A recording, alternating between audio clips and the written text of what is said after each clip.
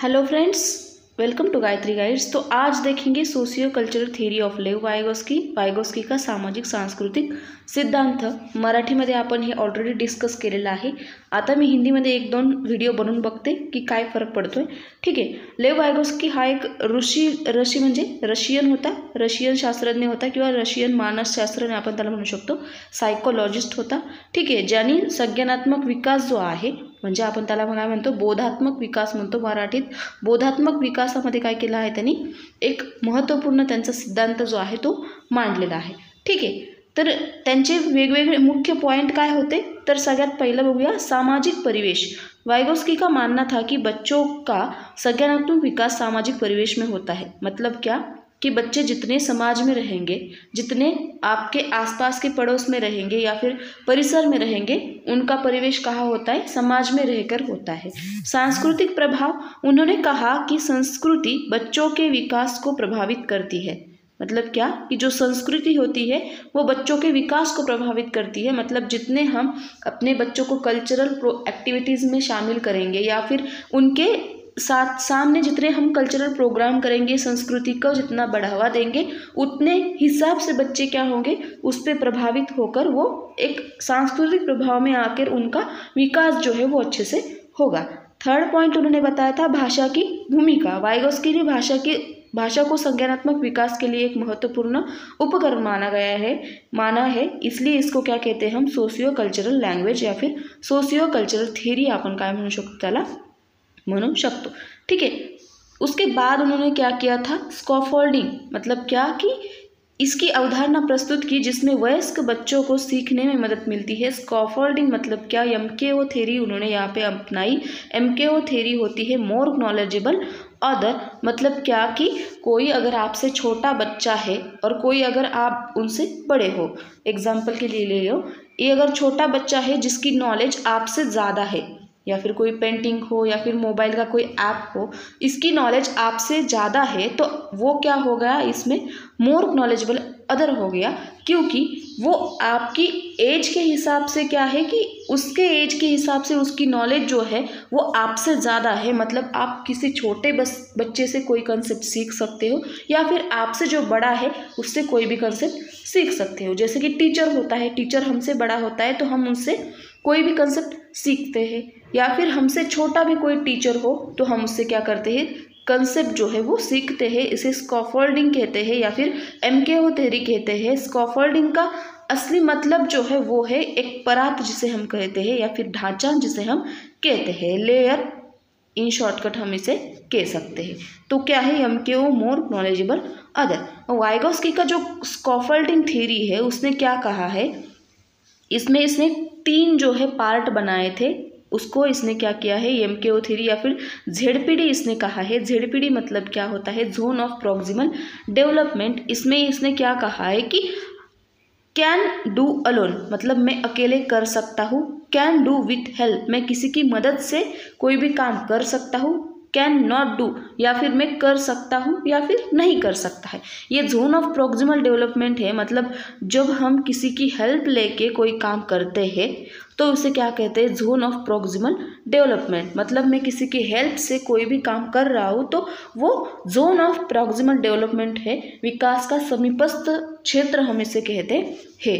और अगर हम ये जो काम है, कोई भी काम हो वो हम कर ही नहीं सकते तो उसे क्या कहते हैं, आउट ऑफ रीच जोन। मतलब हम उस जोन में होने वाला कोई भी कार्य हो या फिर उस जोन में करने वाला कोई भी कार्य हो वो हमें, मतलब हम कर ही नहीं सकते, बिल्कुल भी नहीं कर सकते, तो क्या है, आउट ऑफ रीच जोन। मतलब हम उस कार्य से बहुत परे है। ठीक है, और ये थर्ड वाला जो है कैन डू अलोन, मतलब मैं ये अकेले कर सकता हूँ, तो उसे क्या कहते हैं, जोन ऑफ एक्चुअल डेवलपमेंट। जहाँ पे आप अकेले कोई भी काम कर सकते हो या फिर करते हो, वहाँ पे क्या होता है, आपका एक्चुअल डेवलपमेंट जो है, एक्चुअल विकास जो है वो होता है, रियल विकास अपन उसमें हम कह सकते हैं। ठीक है, तो इसको कहते हैं हम, जो काम हम अकेले कर सकते हैं उसको कहते हैं zone of actual development, ZAD। जो काम हम दूसरों की सहायता से करते हैं उसको हम जोन ऑफ प्रॉक्सिमल डेवलपमेंट कहते हैं, ZPD। और जो काम हम कर ही नहीं सकते या फिर हमारे समझ के परे है उसे हम आउट ऑफ रीच जोन कहते हैं। ये है वायगोस्की का स्कैफोल्डिंग मतलब परत कि एक ढांचा है, इसमें ये समाया हुआ है। ठीक है, तो ये क्या है, ये डायग्राम सेम है इसके दी गई है। तो जोन ऑफ प्रॉक्सिमल डेवलपमेंट ने वाइगोस्की ने क्या कहा कि इसकी अवधारणा प्रस्तुत की है जिसमें बच्चे अपनी क्षमताओं को विकसित करते है ना। अगर क्षमता है कोई काम करने का तो वो बच्चा क्या करता है। अगर कोई काम करने की क्षमता नहीं है तो वो बच्चा कोई भी प्रयास कर ले, कितना भी प्रयास कर ले, वो काम नहीं कर सकता। और अगर वो काम कितना भी हार्ड हो, वो उसको भी आता है पर वो उसको सहायता लेने की ज़रूरत है, किसी की सहायता लेने की ज़रूरत है, उसे क्या कहते हैं, वो अपनी क्षमताओं को क्या करता है, इसमें विकसित करता है, जिसे हम क्या कहते हैं, ZPD zone of proximal development.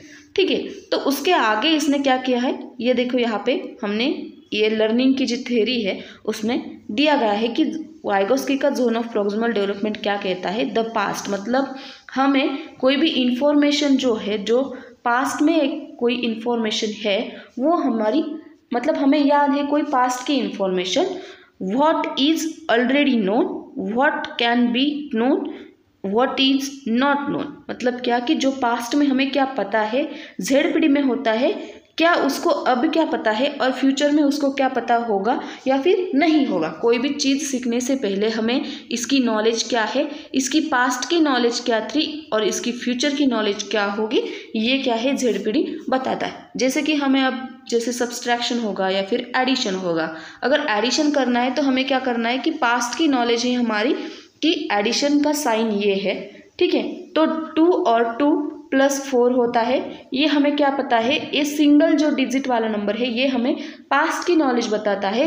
2 + 2 ये हमें प्रेजेंट की नॉलेज है कि अगर ये मिलाया जाए तो आंसर 44 आएगा, और 2 + 2 + इतने कितने भी डिजिट मिलाए जाए वो फ्यूचर की बात होगी कि इसमें आंसर क्या आएगा, मतलब हमें क्या पता है और हमें क्या पता था और फ्यूचर में हमें क्या पता होगा, इसके बीच में जो मतलब जिसके बीच में जो कंसेप्ट होती है कि हमें अब क्या पता है, प्रेजेंट नॉलेज हमारा कितना है, ये प्रेजेंट नॉलेज ZPD में बहुत ज़्यादा काम करता है या फिर ZPD में असरदार है।